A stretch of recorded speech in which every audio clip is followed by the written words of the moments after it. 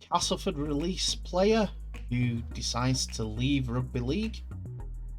Wakefield released 2 this week, and they both signed for the same club. And Warrington's ladies player in trouble and stood down.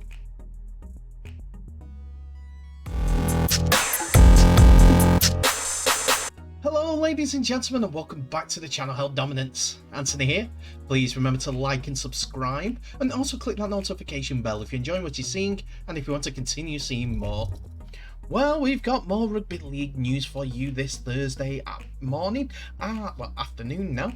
So I thought I'd bring it all to you just before all the rugby league games start playing in the Super League, as there has been a game this morning. Anyway, we're going to start off at Castleford Tigers, as they have confirmed the early release of Callum McLelland following a horror run of injuries at the Menhorns Jungle. The Scotland international departs the club by mutual consent. At the age of 23, he is retiring from the sport, but began his rugby league journey at the Tigers through their youth ranks and returned to his hometown club ahead of the 2022 campaign from Leeds Rhinos. He had made 16 appearances for the Rhinos, making his debut in the Challenge Cup following a stint in rugby union. The halfback has not made an appearance for Castleford since his return, having suffered a patellar tendon injury during his time at the Rhinos. McLelland suffered another setback on his recovery road and will now start a new venture outside of the sport. He said, "I'm gutted I haven't been able to play a game in 2 years I've been here. I've been doing everything I can to get fit and to get back playing, but unfortunately my injuries haven't allowed me to. The club have been great with me since I arrived, and I can't thank them enough, and the medical staff enough, especially Matty Crowther. I'm hoping the lads can finish this season strong, and I wish Castleford head coach Andy Last paid tribute to the departing youngster who was off contract at the end of the 2023 season. We're really disappointed that we couldn't get Callum in a position to perform for Castleford," Last said. Despite the best efforts of the performance team and the medical team, and Callum's hard work, unfortunately, we have come to the amicable agreement that it would be best for both parties, in their best interest, to go our separate ways. We wish Callum the best in his future career plans. Across his stints with Castleford, the Leeds Rhinos, and then back at Castleford, he has made 31 career appearances and has featured 15 times for Featherstone during that time. And he has won 2 caps for Scotland, scoring 3 tries in his career. But now he has to say goodbye to the sport. Whether it's a permanent thing or something that he can recover from, I'm not too medical cleared on that one. But if he's trying his best to try and get back, and it's got 2 years of his rugby league career out of him, unfortunately, it would mean that no club, when his contract comes up, would take a serious look at him at the highest level. May be able to drop down the levels, but financially, would it be the best option for him? Don't know. That's probably why he's looking for a venture outside of the sport at this point. And wish him all the best, and hopefully we'll see him in the future in some guise or some form as a rugby league coach, pundit, fitness expert, medical expert, whatever. Next, we just move up the road to Wakefield Trinity, as there are 2 stars that have left the club. Former Huddersfield Giants back, Lee Gaskell has joined Championship club Bradford Bulls, as they have confirmed him on a contract until the end of the season. The 30-year-old, who can play in the halves, fullback or centre, had a previous spell with Bradford in the 2014 and the 2016 seasons. He then joined Huddersfield Giants and moved on to Trinity ahead of the 2022 season. But he was released last week. He made 24 appearances for Wakefield, 7 of them this year. Gaskell, who has also played for Salford and St Helens during his career, said, "It's a massive honour to be at Bradford again. I really enjoyed my time last time and played some of my best rugby in my career. I feel I have unfinished business as well, and I'm looking forward to it. Hopefully I can earn a spot and lead the boys around and be someone they can turn to in tough situations through my experience." Gaskell then went on to add, "There are high ambitions here, and that's one of the reasons I came here. There were other offers, but being at Bradford again really appealed to me. We have a shot with this team and quality to push for promotion. That is one of the things that appeals to me. I've unfinished business and the challenge excites me."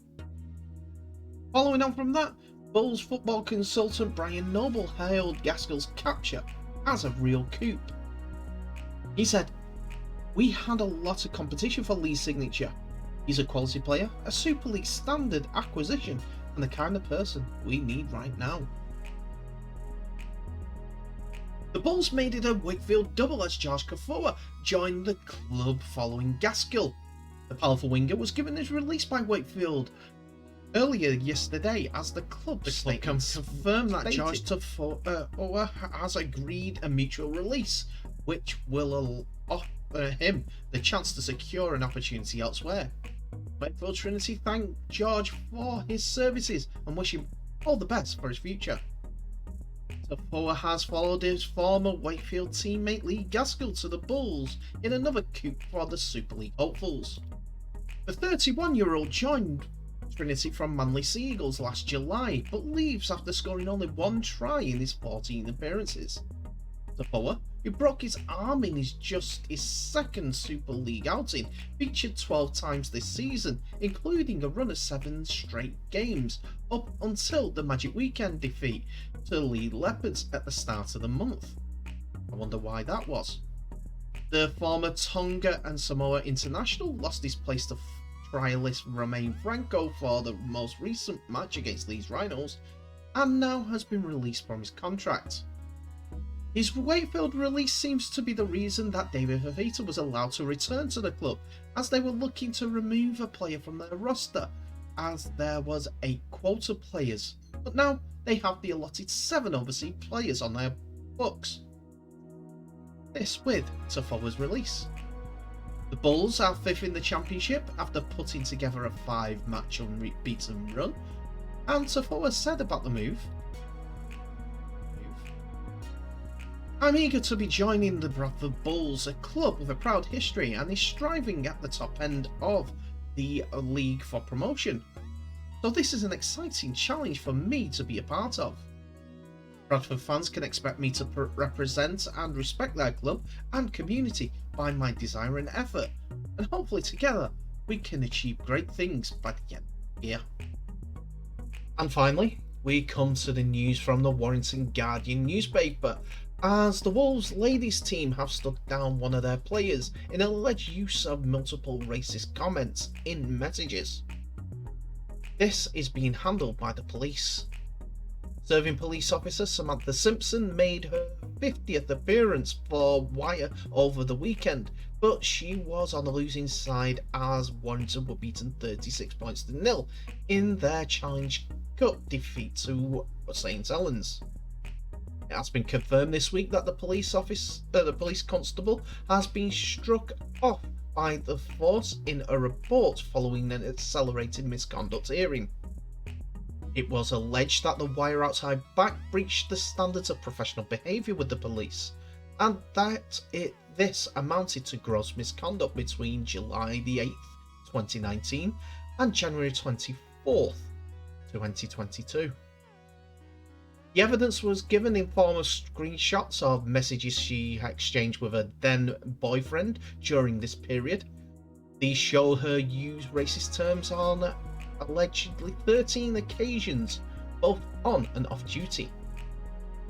The misconduct report stated that her conduct breached standards of behaviour of authority, respect and courtesy, as well as discreditable conduct.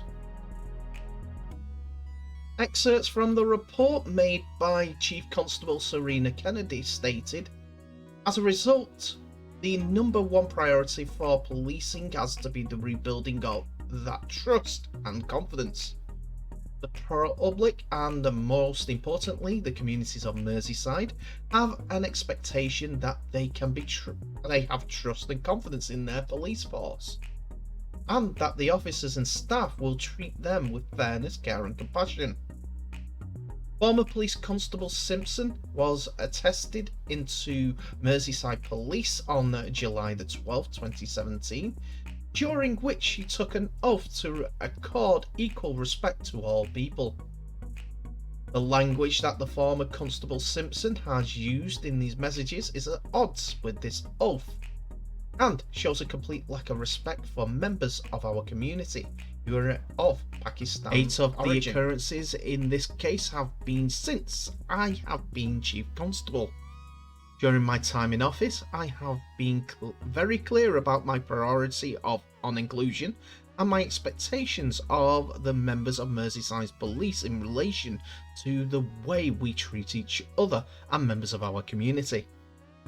I'm satisfied that it will have been made clear that to former Constable Simpson that the language he has chosen to use is not acceptable and is in breach of the Police Conduct Regulations 2020 and is not in line with our Code of Ethics. It is my view that an officer who is prepared to use this language has no place in policing, and it would be absolute and quite rightly undermine the trust and confidence in Merseyside Police if they were to remain in Merseyside Police. I considered whether a final written warning is appropriate in this case, and for the reasons given above, I do not think that it is. My sanction in this case is an immediate dismissal without notice.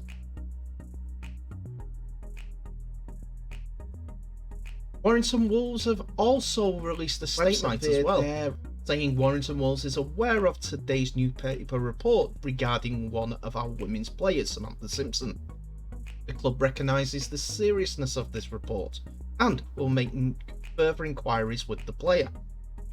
Samantha has been stood down from selection with immediate effect.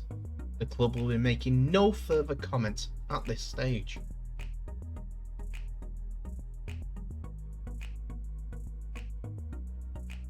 So that is the end of today's episode, and I'm going to say thank you so much for watching. Please remember to like, subscribe and share this video worldwide, as well as clicking that notification bell for any updates on new videos that may be coming your way in the near future, and all that good stuff that comes with it. But I'm not going to end the episode as I normally do. I'm going to do a little bit of what I like to think is an editorial. That last story had me second guessing whether I should report it or not. Reason why? First of all, I wanted to be positive about the inclusion of the women's game. Vast majority of the women's game is fantastic everywhere in the world, and it's inclusive and it brings teams together. And I've mentioned it numerous times that it's a vehicle that we should use for promoting international rugby league growth and growth of the game throughout the UK, using the women's games to carry that heavy load, because it would be a fantastic level field at this early stage for everyone to get on board on. If we don't do it, it might be too late. So that was in the back of my mind to say, don't do it. But then I had to talk about it again in my own head.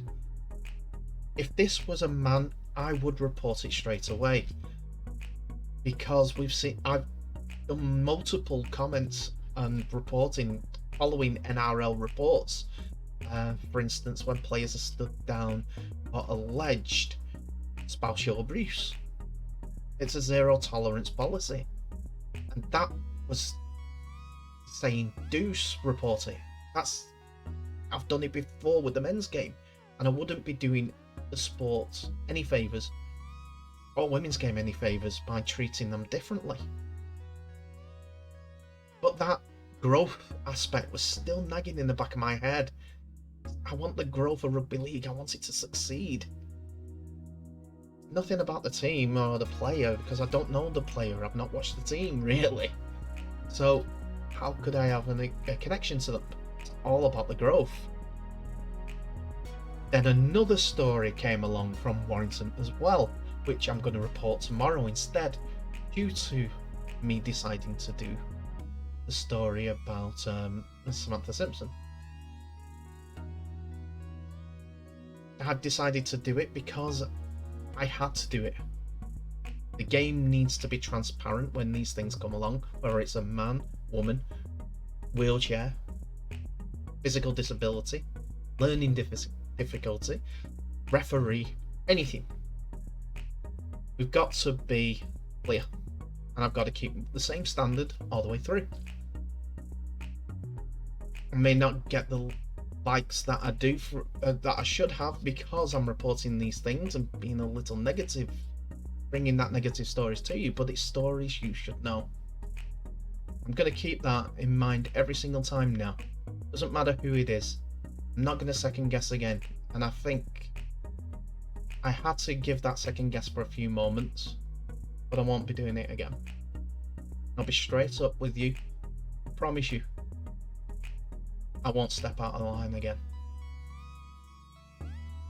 Hope you can respect that. Anyway, thanks once again. I hope you enjoyed this episode. I hope you appreciate my candour. And I'll wish you all the very best. Please stay safe, and I'll see you in the next episode.